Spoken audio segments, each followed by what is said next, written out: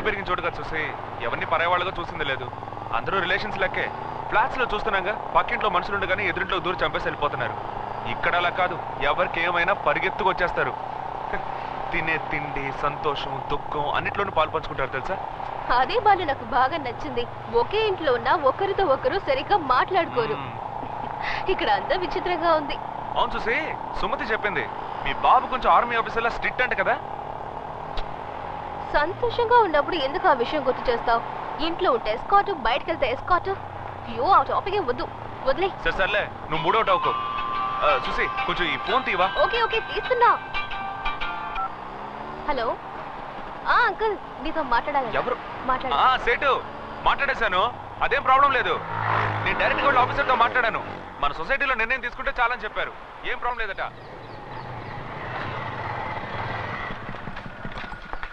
రే, కార్లో ఉన్నవన్నీ దించండి రా. హే, చాలా ప్లెజెంట్ గా ఉంది కదూ.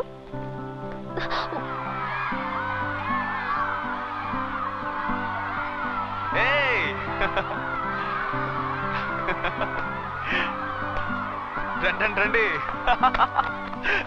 ఇవాళ అందరికీ ఐస్ క్రీమ్. పని మీద వెళ్ళారా సుసి? మిస్ బెంగళూరు మిస్ చేసుకుందిరా. ఏం నవ్వుతున్నావు సుసి? రే, గెస్ట్ వచ్చారు, వెళ్ళి పలకరించరా. వెళ్ళండి. పిల్లలతో ఉంటే టైమే తెలియదు సుసి. నేనైనా పర్లేదు, చౌదరి గారు వచ్చారనుకో, క్రికెట్ గోల్డ్ ఆట ఆయన పిల్లాడైపోతారు. చూద్దాం రండిరా, రండి. ఇదిగో ఇదే ఆ కింగ్ కాంగ్. మనం ఊహించినట్టే అది మన దగ్గరకు వస్తోంది. మమ్మీ, దీని నడకే చాలా స్టైల్ గా ఉంది మమ్మీ. పాపం దానికి పైల్స్ అటాక్ అయినట్టుంది పాప. తీసుకువెళ్ళండి. తీసుకొచ్చిన చాక్లెట్లు, బిస్కెట్లు తీసుకెళ్లి సీక్రెట్ గదిలో పెట్టండి.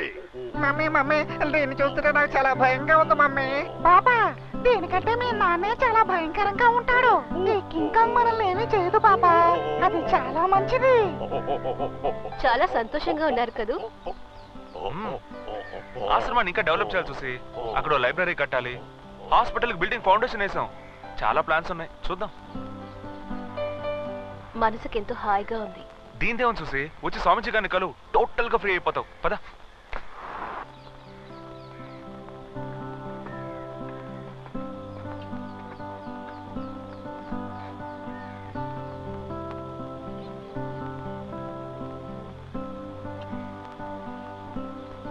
బాలు,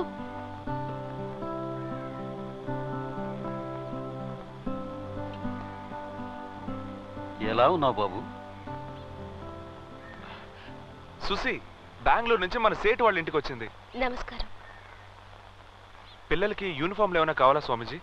నాన్నగారు పంపినవే 2-3 సంవత్సరాల దాకా సరిపోతాయి. అవసరం అయితే నేనే అడుగు. స్వామిజీ, తర్వాత ఈ స్కూల్ మ్యాటర్ ఎప్పుడు అయిపోతుందని నాన్నగారు కనుక్కోమన్నారు. త్వరలోనే అవుతుంది బాబు. బిల్డింగ్ కట్టి 2 ఏళ్ళు అవుతుంది, ఇంకా జియో పాస్ అవ్వలేదు. నెల రోజుల్లో అయిపోతుంది. సరే స్వామిజీ, నేను పిల్లలతో కాసేపు ఉండి తర్వాత బయలుదేరుతాను. మీ అమ్మగారు అడగమన్న విషయం. ఇప్పుడు ఆ సంగతి ఎందుకు? ఏమిటి విషయం చెప్పు బాబు. అది ఏం లేదు స్వామిజీ, అంతా నా పెళ్లి మ్యాటరే. నాన్నగారు తిరగని చోట్లేదు. ఏ అమ్మాయిని చూసినా నాకు తగిన పిల్ల కాదని వచ్చేస్తున్నారు. రోజు వాళ్ళిద్దరు గొడవ పడుతుంటే నాకు చాలా ఇబ్బందిగా ఉంది. అందుకే అమ్మాయి ఎటువైపు నుంచి వస్తుందో మీరు చెప్పారంటే నాన్న అటువైపు ఎదుగుతారు. అమ్మాయి నీ పక్కనే ఉంది.